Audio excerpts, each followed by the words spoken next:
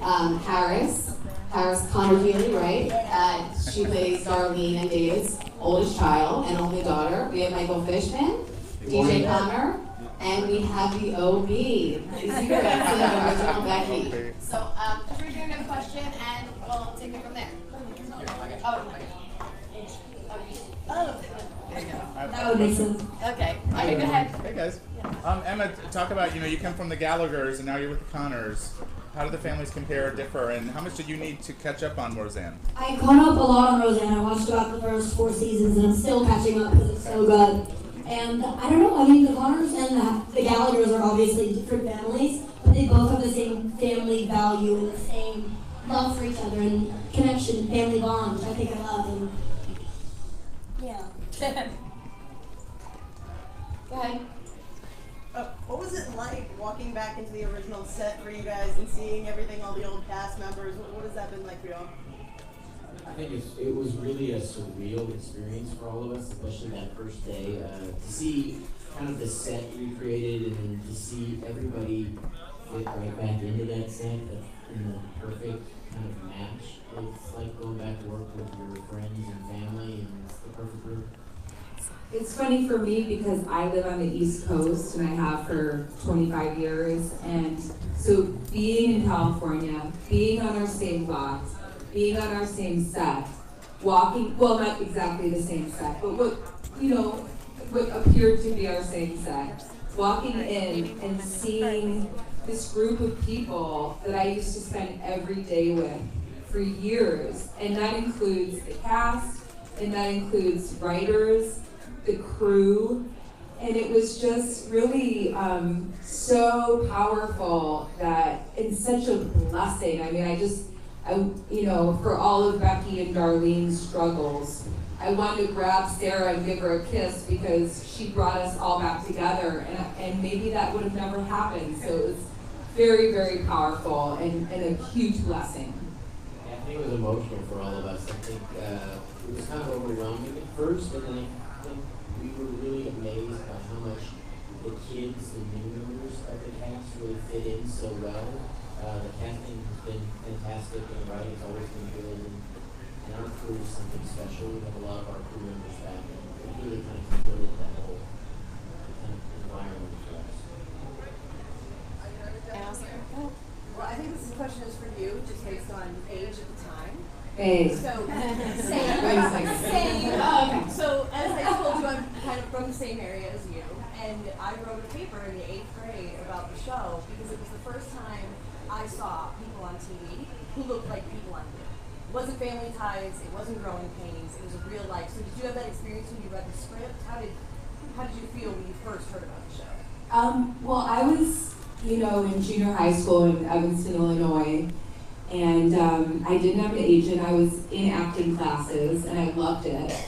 And I did a couple auditions, and I was sitting in my parents' kitchen, and I was eating Chinese food, and I cracked open a fortune cookie, and it said, "You will be graced with the presence of stardom." And the phone rang, and they said I had a call back for Roseanne. And it was like maybe less than 5 minutes after I opened the fortune cookie, and it was just such a weird, but I never thought anything would come of it. But I knew nothing about Roseanne. I knew nothing about the show. I didn't know. The only thing that I knew about it is that Laurie Metcalf was in it because she was a big local celebrity in the theater, and my parents went to Steppenwolf and saw her in the theater. So when I was auditioning, and they flew me out to California, and I thought, I'm never going to get this. My mom said, "Don't you want to read over the material?" And I said, "Nah." Look, LA, look, at Universal Studios. And so then Roseanne came on set. And I just saw her and I went, oh my God, who is this woman?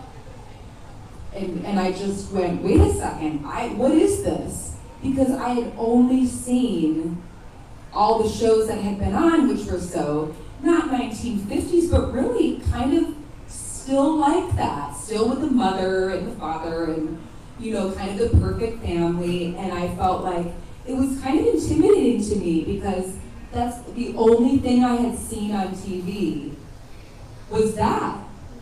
And so I felt like, wait a second, we're poor, I thought we'd be rich and fabulous, and I'm like, we're poor and we're struggling as a kid. But then I realized, because I come from Midwestern stock, and my, working class, that's my background, that I felt this enormous sense of pride all of a sudden.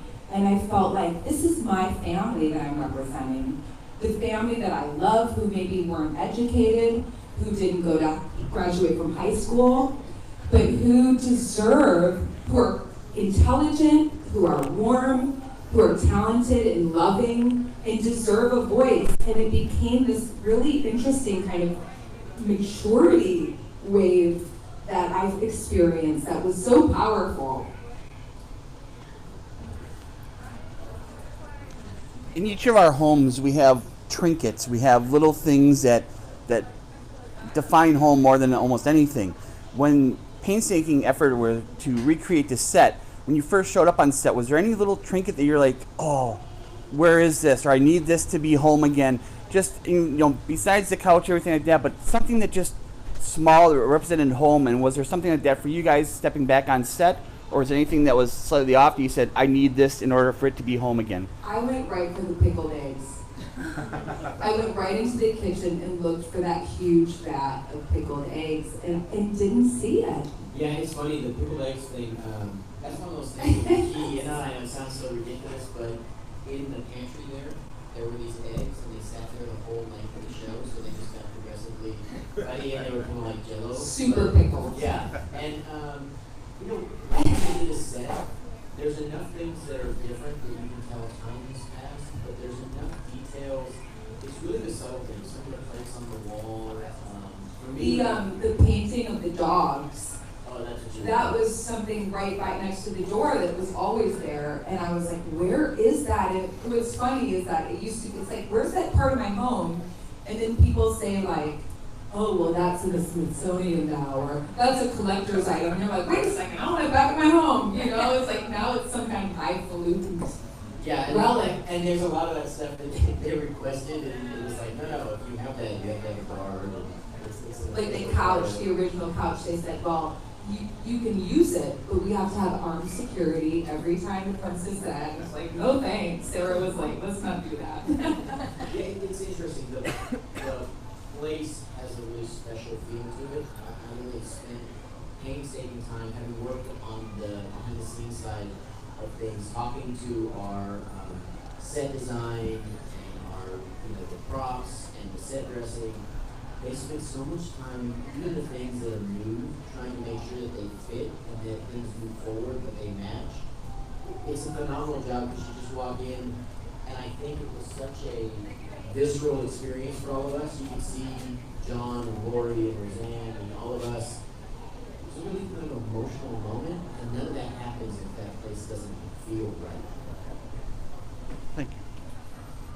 On a scale from flying cars to traveling to Neptune, where did Roseanne coming back fall on the scale of things you thought were never going to happen? And then what was each of your initial reactions to being told hey, this might be happening, we'd like to come back and do this?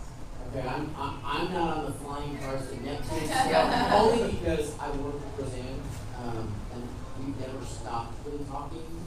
And so there have been times over the last few years, and even as early as 5 years after the show, where she talked about ideas. She's always had ideas. So for me, I just didn't know that it would ever be able to get everybody back together and be possible. So like Lecy said, I really, nod my head and tip my cap to Sarah for kind of being able to bridge all those gaps and just being such a tactical, business savvy person who could bring everything together, because there's a lot of moving parts to that, trying to get the production company and everything. So for me, I had always hoped, because I heard Roseanne's ideas and I always felt they were good, but it wasn't out of the realm of possibility. I just thought it would take longer. It was totally out of left field for me. I mean, Sarah texted me, would you be interested in doing it? And I said, what? And then of course, she had already asked a lot of the actors and talked to them about it, and they had all agreed. And so at that point, I thought, whoa, this could really happen. It wasn't just kind of throwing an idea to bounce off of me. She had already done a lot of homework. And so, but I think up until the point where I set foot on the set, I wasn't really sure if it was going to happen, you know, despite all of the momentum, but here we are. I remember I was on set the day that I got the technical difficulties. I remember I was on set of Shameless the day that I got my audition for Roseanne, and I remember I was like, oh, I remember the show. I used to watch it late at night when I was young, you know, like when I was young. There we go. But you talked about this, it's younger. Younger, true. It makes us old. But yeah, I remember I was just like, oh, cool, that rocks. And my manager was like, you have a really strong resemblance to Sarah Gilbert. And I was like, I've never thought about that before, but literally spot on. So I was so in. So you guys were groundbreaking back in the day. You brought up issues, we talked about it, that you didn't talk about on TV. So in this new reboot, are we going to start seeing some, you know, touching on some subjects? Are we going to push boundaries? Not to give too many spoilers, but are we going to have some fun? I mean, it wouldn't be Roseanne without that.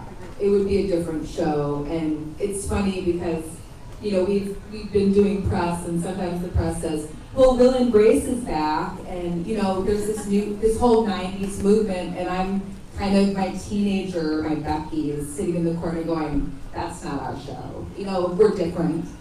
But I think that we are, and I think why we are is that we bring some gravitas to a sitcom, and there's so much, I mean, there's so many moving, and I don't mean moving parts, I mean moving parts of the show this season in every episode, and it really is done like it used to be done with, you know, there's one episode that Becky's in, and this woman from ABC came up to me, she had seen, I guess, a rough cut, and she said, Lecy, it's so moving, it's so moving.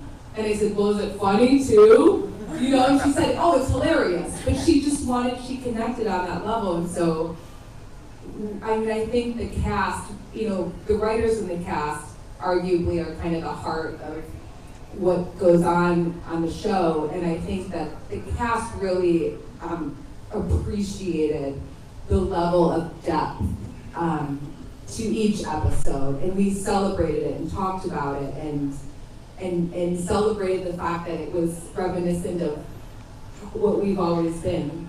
I think if we